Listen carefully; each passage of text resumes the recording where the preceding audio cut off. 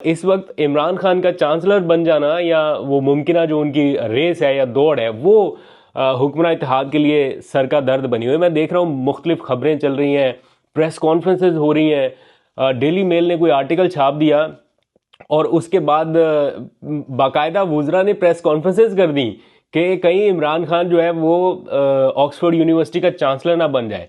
और जिस किस्म की प्रेस कॉन्फ्रेंस या जिस तरह से वक्त लगाया जा रहा है इन चीज़ों के ऊपर, और फिर लॉबीज पूरी की पूरी मुतहर्रिक हो गई कि रोका जाए किसी तरह से, ये ना हो कि यहाँ पर एक ये जगह रहेगी ना जहाँ पर बस नहीं चल रहा, तो यहाँ पर लॉबीज को आगे कर दिया गया कि जनाब आप ये कैंपेन चलाएं कि इमरान खान को ये नहीं बनना चाहिए चांसलर, वो इस लायक नहीं है या इस काबिल नहीं है। हालांकि बल्कि अभी देखा वो मुस्लिम लीग नवाज के कुछ रहनुमा, सरगर्म रहनुमा, वो पहुंच गए पिटिशंस लेके ऑक्सफोर्ड यूनिवर्सिटी और उन्होंने दरखास्तें दायर कर दी कि जनाब इमरान खान के ऊपर ये सज़ा है, ये सज़ा है, वो उसको तोशाखाना की चीज़ें बताई हैं, मुजरम है। तो ये हालांकि ये पता नहीं है कि इस टाइम इमरान खान का जो स्टेटस है वो मुजरम का नहीं है, वो सिर्फ हवालाती का स्टेटस है। वो सिर्फ तफ्तीश की गर्ज से इस वक्त जेल में है। अदरवाइज बाकी सारे केसेस में तो वो जो सज़ाएं थी उनकी वो तो कलादम हो गई। तो खैर ये लोग अब पहुंच रहे हैं कि जनाब ऑक्सफोर्ड यूनिवर्सिटी को ईमेल्स हो रही हैं या वट एवर, जो भी उनका राइट है बहरहाल। लेकिन फवाद चौधरी साहब का मैं एक ट्वीट देख रहा था, वो कह रहे चले बहुत अच्छा हुआ इसी बहाने इन्होंने ऑक्सफोर्ड यूनिवर्सिटी तो देख ली। वैसे इनका ऑक्सफोर्ड यूनिवर्सिटी से कोई दूर दूर का शायद वास्ता नहीं है, इस किस्म का उन्होंने ट्वीट किया कि चलो इसी बहाने इन्होंने तो देख ली यूनिवर्सिटी जो शिकायत दर्ज कराने गए। एनीवेज, जो हवाला दिया जा रहा है वो डेली मेल की एक खबर का दिया जा रहा है। मैं आपको बिल्कुल ऑनेस्ट बता रहा हूँ, वो जो डिसग्रेस्ड लिखा है ना ex prime minister Imran Khan के हवाले से डिसग्रेस्ड, वो यूके मेल का डेली मेल का सॉरी वो आर्टिकल है।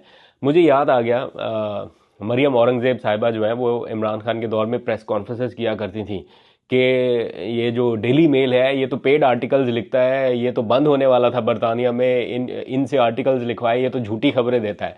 अब उसी डेली मेल के आर्टिकल के ऊपर प्रेस कॉन्फ्रेंसेस तो हो रही हैं। चलें ये भी मान लिया, ये भी एक चीज़ है। मैंने अभी थोड़ी देर पहले जाके सर्च किया डिसग्रेस्ड प्राइम मिनिस्टर करके, मैंने कहा मैं आर्टिकल तो पढ़ूं उसमें लिखा क्या है। मैंने अपनी तरफ से लिखा डिसग्रेस्ड एक्स प्राइम मिनिस्टर के इमरान खान वाला, और डेली मेल का आर्टिकल आएगा, मैं पढ़ूं तो सही उसमें क्या लिखा है। आगे से सारी खबरें, सारे आर्टिकल्स साबिक वज़ीर आज़म नवाज शरीफ से मुतालिक, एक नहीं, दो नहीं, तीन नहीं, पांच, पता नहीं कितने आर्टिकल्स हैं। मैं इमेजेस पे गया हूं, मैं यहाँ पे खुद ही नहीं दिखा रहा कि हमें ये ना लगे कि मैं शायद कोई जानबूझ के ये कर रहा हूं। अदरवाइज आप इमेजेस में जाके देखें, सारी तस्वीरें नवाज शरीफ साहब की हैं और जितने आर्टिकल हैं वो सारे नवाज शरीफ से मुतालिक हैं, और उसमें लिखा हुआ है डिसग्रेस्ड एक्स प्राइम मिनिस्टर। मतलब एक अखबार ने लिखा हुआ, पता नहीं कितनी अखबारों ने लिखा है, कितने आर्टिकल्स छपे हुए हैं इस हवाले से। अगर खाली इस लफ्ज़ के ऊपर पूरी कैंपेन चलानी है या आपने ये कहना है कि इमरान खान को डिसग्रेस्ड कह दिया, तो बाकी आर्टिकल्स भी फिर पढ़ लें, फिर तो उनमें तादाद तो है वो ज़्यादा हो जाती है।